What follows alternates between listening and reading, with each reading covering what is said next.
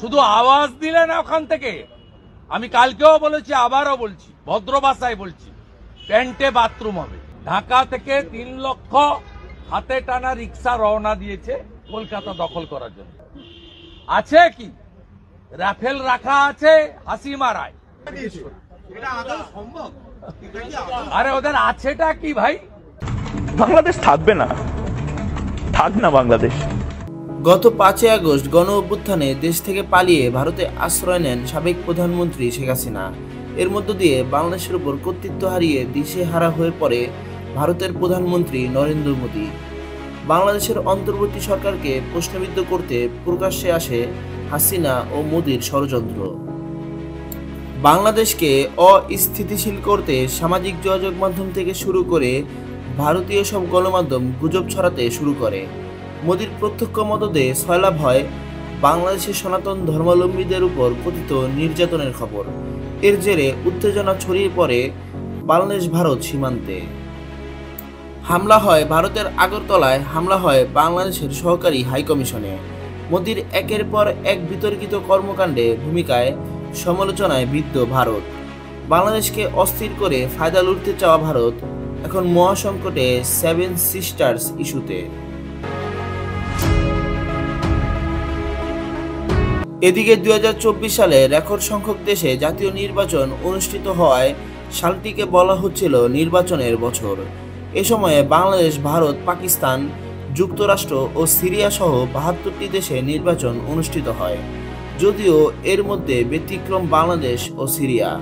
নির্বাচন নামের প্রহসনে জনগণের অধিকার কেড়ে নিয়েছিল এই দুই দেশের স্বৈরশাসক শেখ হাসিনা ও বাশার আল আসাদ। বাংলাদেশে সেই ক্ষোভ রূপ দেয় গণ অভ্যুত্থানে। গত 5 আগস্ট গণ অভ্যুত্থানে দেশ থেকে পালিয়ে ভারতে আশ্রয় নেন খুনি হাসিনা।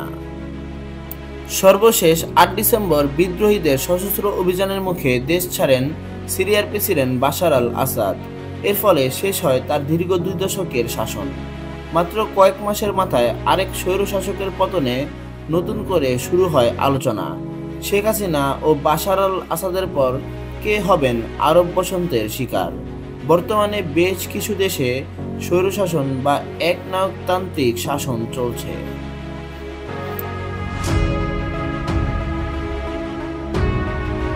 যার মধ্যে রয়েছে উত্তর কোরিয়া, চীন, রাশিয়া, ভারত, মিয়ানমার ও ইরান, পাকিস্তান ও বেলারুশ। এসব দেশে গণতান্ত্রিক প্রক্রিয়া সীমিত বা বিলোপ করা হয়েছে। ক্ষমতা কেন্দ্রীভূত রয়েছে একজন ব্যক্তি, সামরিক বাহিনী বা একটি নির্দিষ্ট দলের হাতে। এসব দেশের মধ্য থেকে আগামীতে আর কেউ ক্ষমতাচ্যুত হবে কিনা এরই মধ্যে শুরু হয়েছে আলোচনা। ডালপালা মেলেছে গুঞ্জন, আর এতে যে নামটি ঘুরে ফিরে আসছে তা অবাক করার মতো। তিনি আর কেউ নন, ভারতের প্রধানমন্ত্রী নরেন্দ্র মোদী। ক্ষমতার মসনদে বসে অপ্রতিরোধ্য হয়ে ওঠা ভারতের প্রধানমন্ত্রীর পতন দেখছেন খোদ ভারতের অনেক রাজনীতিবিদ ও রাজনীতি বিশ্লেষক।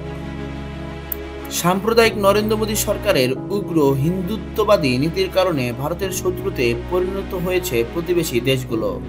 সর্বশেষ গণহত্যাকারী খুনি হাসিনাকে আশ্রয় ও পুনর্বাসন ষড়যন্ত্রে নেমে বাংলাদেশের সাথে চরম বৈরী আচরণ শুরু করেছে দেশটি। এ নিয়ে ঘরে বাইরে ব্যাপক সমালোচনার মুখে পড়েছে মোদী সরকার। সচেতন ভারতীয়দের মধ্যেও এ নিয়ে ব্যাপক ক্ষোভ দেখা দিয়েছে। পর্যবেক্ষকরা বলছেন, পৃথিবীতে একমাত্র রাষ্ট্র ভারত যার কোনো একটি প্রতিবেশী দেশের সাথেও ভালো সম্পর্ক নেই। দাদাগিরি, অসম্মান ও প্রতিবেশী রাষ্ট্রের অভ্যন্তরীণ বিষয়ে নগ্ন হস্তক্ষেপের মধ্য দিয়ে একে একে সকল প্রতিবেশীকে খেপিয়ে তুলেছে দেশটি। ফলে সবাই মুখ ফিরিয়ে নিয়েছে ভারত থেকে। বিশ্বায়নের যুগে দিল্লিকে পাশ কাটিয়ে যুক্ত হয়েছে নতুন বলয়ে। দিন শেষে এতে ক্ষতি হয়েছে ভারতেরই।